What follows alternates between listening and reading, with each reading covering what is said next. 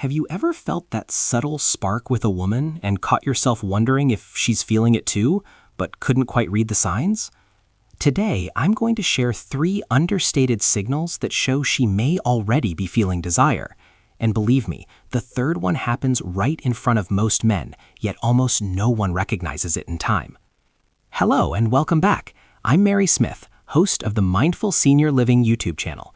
Let me tell you, many men sense something is there, but struggle to interpret the quiet, nearly invisible cues a woman gives when attraction has already started to grow. Before we get into those signals, there's something important I want you to understand. If you've ever replayed a conversation in your mind, wondering whether a woman liked you, if you've ever walked away from a moment only to later think you might have missed something, that doesn't mean you're awkward, clueless, or lacking confidence. It simply means no one ever showed you how to read the language of female desire, and that language is quite different from what most men are used to. You see, men and women often experience attraction differently. For many men, it feels direct. You notice someone, feel drawn in, and want to move toward that feeling quickly. But for many women, attraction unfolds more gradually and subtly. It's not a sudden leap forward. It's more like opening small doors one at a time and waiting to see who notices. Women often read the emotional environment first. They observe, create small moments, and look for safety, curiosity, and mutual interest before letting desire move ahead. And if you pay close attention, you'll notice something fascinating. Women rarely announce their interest loudly. They express it quietly. These quiet signals show up in body language, small behaviors, eye contact, tone of voice, and how a woman positions herself around you. They appear in such subtle ways that you might miss them if you're not paying attention. But once you know what to look for, something shifts. You begin to see patterns. Situations that once felt confusing start to make sense. Moments that used to slip by begin to stand out clearly. And that's exactly what we're going to explore today. Before we continue, let me ask you something personal. Have you ever looked back on a moment years later and realized she might have liked you? Maybe it was a coworker who always found a reason to talk to you. Maybe it was someone at a gathering who lingered near you a bit longer than necessary. Maybe it was a woman who laughed at your jokes just slightly more than everyone else. At the time, you brushed it off, assuming she was just being friendly. But later, you wondered. If that's ever happened to you, know this: you're not alone. It happens to millions of men, and it's not about intelligence or awareness. It's simply that most men were never taught how to recognize these signals. So today, we're going to slow things down and take a closer look at 3 of the clearest whispers of female desire. These aren't dramatic gestures or bold declarations. They're subtle signs that reveal when attraction has already begun. And once you start noticing them, your entire perspective on social interaction can change. Now, if you're already enjoying this conversation, take a moment to tap the like button. It helps more people discover these discussions and allows this channel to continue sharing thoughtful insights about relationships and human psychology. Let's begin with the first signal. The first sign that a woman may already feel desire is something very simple yet incredibly powerful: touch. But not just any touch. I'm talking about those moments when a woman touches you without an obvious reason. This isn't an accidental brush of hands or a casual pat on the shoulder like a coworker might give. It's slightly different. It's intentional, even if she's not consciously aware of it. In neuroscience, this is sometimes called initiating contact. When attraction is activated in the brain, the body often looks for subtle ways to close physical distance. Touch becomes a kind of bridge.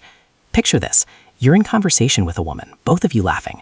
As she responds, she lightly touches your arm and leaves her hand there just a moment longer than necessary. Not long enough to feel dramatic, but long enough for your mind to register it. That brief pause matters more than you might think, because that extra second often signals comfort, and comfort is one of the earliest building blocks of attraction. When someone feels uneasy, their body keeps distance. Their gestures stay controlled and guarded. But when a woman feels warmth, curiosity, and the beginnings of attraction, her body tends to relax those boundaries, and touch starts to appear. Sometimes it's subtle. She might straighten your collar playfully, tap your arm while laughing, or gently guide you through a crowd. None of these actions scream desire on their own, but together they create a pattern. Let me share a story that captures this perfectly. A man once told me about a moment at a friend's birthday party. He was talking with a woman he had just met, and the conversation flowed easily. They joked about music, exchanged travel stories, and laughed naturally. At one point, she reached out and brushed something invisible off his sleeve. He thought it was just politeness. Later, she touched his arm again while laughing, and then again while making a point. Each moment lasted only a second, and he didn't think much of it. Months later, they met again through mutual friends. While talking about that first meeting, she admitted something surprising. She said, "I kept touching your arm because I wanted to see if you felt the connection too." He had missed every signal. And this happens more often than you might think, because most men are conditioned to notice obvious cues, while attraction is often quiet. Psychological research supports this. Studies on interpersonal attraction show that people who feel romantic interest tend to mirror closeness behaviors. They lean in slightly, orient their bodies toward the person, and initiate small touches. These aren't usually planned. They arise naturally when the brain releases bonding chemicals. Oxytocin, often called the bonding hormone, increases feelings of trust and connection, and touch can trigger its release. So when a woman lightly touches your arm or shoulder during conversation, she may not even realize it consciously. Her body simply feels at ease, and comfort often opens the door to desire. Here's something important to remember. One isolated gesture doesn't necessarily mean attraction, but repeated patterns tell a story. If she consistently finds small reasons to touch you, it often means she enjoys being around you and feels drawn to you. And if you've experienced this before, try something simple. Write the word touch in the comments. Not just for the algorithm, though it helps, but as a way to reflect on your own experiences. Awareness is often where real insight begins, and awareness changes how we see things. Now, let's move to the second signal, because this one is even more revealing. It shows up in her eyes. The eyes often reveal what words leave unsaid. You've probably heard the phrase that the eyes are the window to the soul. It may sound poetic, but psychology suggests there's truth in it. We communicate a huge amount of emotion through eye contact. Interest, curiosity, discomfort, trust, attraction. When a woman starts to feel desire, something subtle changes in the way she looks at you. It's not just about frequency, it's about the quality of her gaze. Many men assume attraction means constant staring, but that's rarely the case. More often, attraction appears as a rhythm. She looks at you, holds your gaze slightly longer than expected, then looks down or away. A few seconds later, she looks back again. That small cycle, look, soften, glance away, return, is one of the quietest signs of growing attraction. What makes it so interesting is that much of it happens automatically. When someone feels genuine interest, the body responds in ways that are hard to control. One of those responses involves the pupils. Research shows that when we look at someone we find attractive, our pupils naturally dilate. It's an involuntary reaction driven by the nervous system. Of course, the point isn't to analyze someone's pupils. What matters is the feeling behind the gaze. When a woman feels drawn to you, her eyes often appear softer, warmer, more present. Instead of quick, polite eye contact, her gaze carries a sense of engagement. Imagine this moment. You're sitting across from a woman having a conversation. As you speak, she looks at you with gentle focus, smiles slightly, then glances down almost shyly before looking back again. This pattern continues naturally throughout the interaction.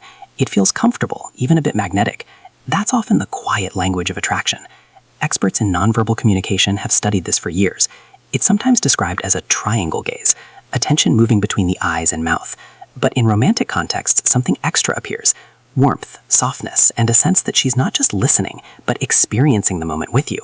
And here's something many people overlook. When a woman feels attracted, she often listens more attentively. She picks up on small details, reacts emotionally to your stories, and stays engaged. That focused attention isn't just politeness, it's genuine interest. A man once described a dinner with friends where he noticed this. Across the table was a woman he had just met. Throughout the evening, conversations shifted between different people, but whenever he spoke, she subtly turned toward him. When their eyes met, she smiled, looked down briefly, then looked back again. He later said that even though the room was full, their interaction felt strangely personal, almost as if everything else faded into the background. That's the power of focused attention. When someone looks at you like that, they're quietly saying, "You have my attention." And attention is often where attraction begins. Here's a simple exercise. Next time you're in a social setting, don't just focus on what you're saying. Notice how others respond. Observe eye contact. Who holds it? Who returns it? Who glances back at you more than once? These small signals are always there. And once you start noticing them, interactions become much clearer. If this is resonating with you, take a moment to like the video and subscribe. It helps these conversations reach more people who want to better understand human behavior and relationships. Now, let's move to the third signal. This one is the most powerful of all. While touch and eye contact can happen casually, this signal usually involves intention. It has to do with space, and it's something most men completely overlook. When a woman begins to feel desire, she often does something very specific. She creates a sense of privacy where none existed before. Think about typical social settings. At parties, people gather in groups. At restaurants, conversations happen across tables. At work, discussions often include multiple people. These environments naturally involve shared space. But when attraction starts to grow, a woman may subtly look for ways to step just outside that shared space, just enough to create a moment that belongs only to the two of you. This is the third signal many men miss. She creates a private moment. It's rarely dramatic. She's not pulling you into another room. It's much more understated. You might be in a group conversation when she turns to you and says, "Come here, I want to show you something." Maybe she suggests grabbing a drink together, points something out across the room, or lowers her voice to share a comment just with you. These small shifts may seem insignificant, but they carry meaning. Psychologically, they create what researchers call microenvironments, small pockets where deeper interaction can happen without the pressure of a group. For many women, emotional comfort is essential. Creating a bit of privacy allows her to connect more personally and observe how you respond. Do you stay present? Do you engage naturally? Do you remain relaxed? These moments are less about testing and more about inviting connection. One man described being at an engagement party with around 30 people. Throughout the night, he had light conversations with a woman he had just met.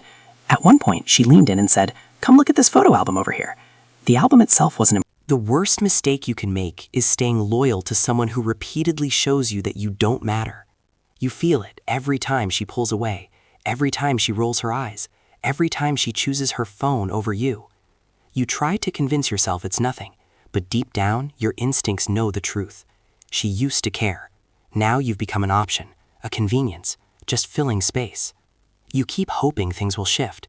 You tell yourself that if you're more patient, kinder, more giving, she'll come back, but it never works. She isn't confused. She knows exactly what she's doing. And if you're honest with yourself, you know it too.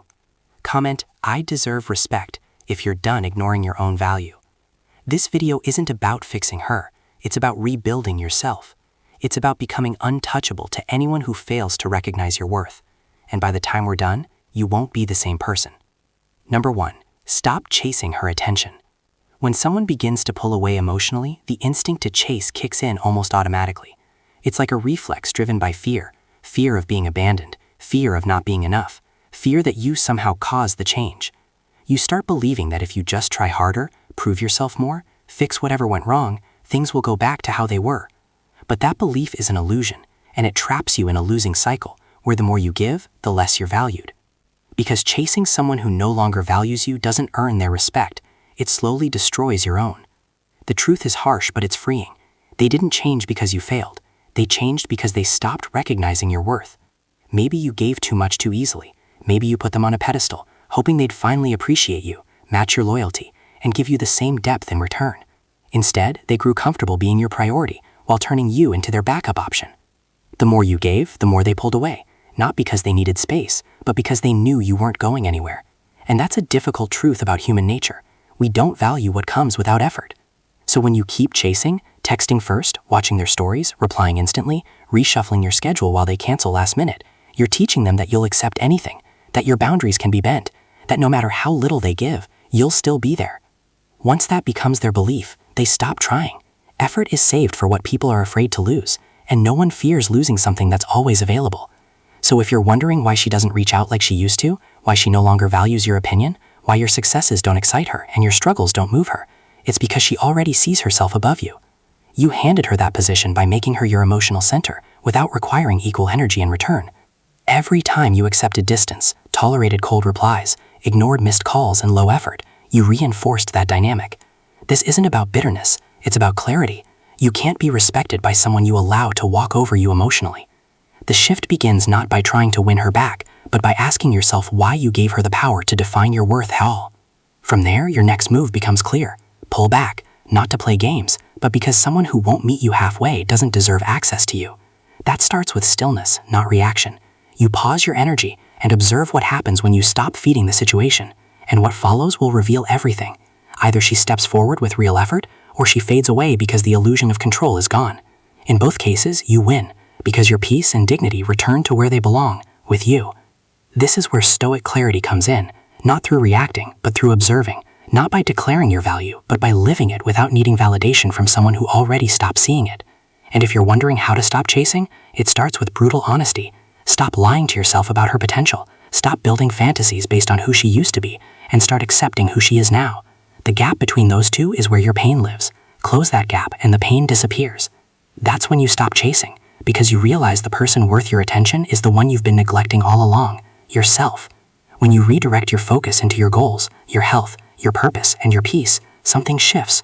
You become less reactive, more grounded, harder to shake, and she'll notice that change. Maybe she comes back, maybe she doesn't, but by then it won't matter. Not out of resentment, but because you've outgrown the need for scraps from someone who couldn't see your full value. When you become that person, the one who doesn't chase, doesn't beg, doesn't reshape himself to be seen, you stop fearing loss, because you now hold something far more powerful than attention, self-respect, and that becomes your standard, your filter, your guide. The next time someone pulls away, you won't panic, you'll pause, and in that pause you'll reclaim yourself, because the one who chases loses value, while the one who walks away with clarity creates space for real respect, or exposes the illusion. Either way, you come out ahead. And that shift begins the moment you stop chasing people who treat your presence like it's disposable. From that point forward, you become unavailable to anything that doesn't align with your worth. That's how you rebuild yourself, not through them, but through discipline. And that discipline becomes your strength, your peace, your standard. Once you live that way, everything changes. If this message hit something inside you, if it stung but also woke you up, don't stop here. What you're feeling right now, that clarity, that strength, that truth you've needed for a long time, is just the beginning. That's exactly why the Stoic Relationship Blueprint exists. It's designed for men who are ready to stop chasing and start leading, built on timeless Stoic principles that can transform how you think and live. And now it's available as an audiobook, so you can carry it with you while walking, training, or reflecting. Once it's yours, it stays with you, a constant reminder of who you are and how far you've come. So the next time you feel overlooked, confused, or tempted to settle, you'll have something to ground you. It's waiting for you in the comments. All that's left is to take the step your future self is already asking you to take. Number 2. Let her feel your absence. One of the biggest misconceptions people have is believing that constant presence wins love, that the more available you are, the more consistent you show up, the more you give, the more you'll be appreciated. But often the opposite happens, especially when that energy is given to someone who doesn't respect it or return it. What people forget is that human nature often only reflects when something is taken away, when comfort disappears, when access is no longer guaranteed. This is especially true with someone who has grown used to your presence, who expects your attention without earning it, who benefits from your emotional effort without investing their own. The most powerful move you can make isn't raising your voice or sending long messages. It's quietly stepping back, not out of anger, but out of awareness, because silence communicates what words cannot. It shows that you're no longer willing to pour into someone who only takes, someone who only recognizes your value when they risk losing it. Absence isn't about pettiness, it's about protecting your energy. People rarely appreciate what they have constant access to, but when that access is removed, when your attention becomes limited, when your presence is no longer guaranteed, everything shifts. They're left to sit with the space you once filled, and in that space they either reflect or replace. Either way, you get clarity, and clarity is far more valuable than confusion, because when you're always there, they never have to decide how they truly feel. They can stay comfortable while giving you nothing, but when you step back, they either rise to meet you or reveal that they never intended to. And both outcomes are answers. The longer you remain in situations that diminish you, the more you damage your own identity. Every time you accept less than you deserve, you move further away from recognizing your own value. The solution isn't fixing them, it's removing yourself from what's broken. When you stop showing up the way you used to, when you stop being the one who reaches out, who fixes everything, you begin to rediscover something powerful, self-respect. Your presence is valuable, and when given to the wrong people, it becomes a burden. But when you become selective, people either invest or fall away. That's how you see who's real. Those who only valued your convenience disappear when you become intentional, and those who never deserved you are the first to notice your absence. That silence teaches more than arguments ever could. Yes, it will feel uncomfortable. Yes, it may bring doubt or loneliness, but that space is where growth happens. It teaches you that solitude isn't punishment, it's power. Pulling away isn't weakness, it's clarity. It's choosing peace over proximity, self-worth over being needed. So let her experience your absence.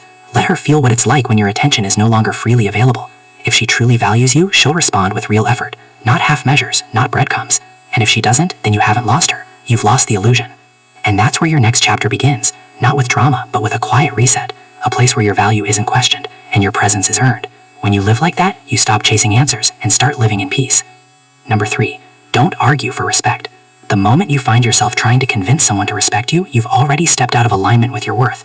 Real respect isn't requested or forced through explanations, long messages, or emotional reactions. It either exists naturally in how someone treats you, or it doesn't exist at all. And no amount of effort on your part can create it in someone who genuinely feels it. That's the uncomfortable truth many avoid. We think that if we just explain better, show more patience, prove our loyalty, they'll finally understand. But what we're really doing is trying to teach someone to value something they've already decided is invaluable. When you're constantly explaining yourself, justifying your feelings, pointing out how you've been hurt, hoping they'll care, you're not gaining ground, you're losing it. Because instead of seeing strength, they see someone who cares more, someone who depends on their validation. Once that imbalance is felt, the dynamic shifts. It becomes control, not connection. They realize they can give less and still keep you there. And in those moments, most people don't realize how much they're giving away. By arguing for basic respect, you're signaling that disrespect is negotiable. The shift doesn't come from being louder. It comes from becoming still. When you stop arguing and start acting, everything changes. Not because they suddenly understand, but because your actions communicate what your words never could. You begin to move differently. You stop trying to fix or please. You stop staying where you're not valued. Because people who truly respect you don't need repeated explanations. They either align with your standards or remove themselves, and both are acceptable. When you stop arguing, you reclaim your power, not loudly, but quietly and firmly. Respect isn't taught through words, it's shown through how you carry yourself. And once you understand that, you stop explaining your worth and start living it.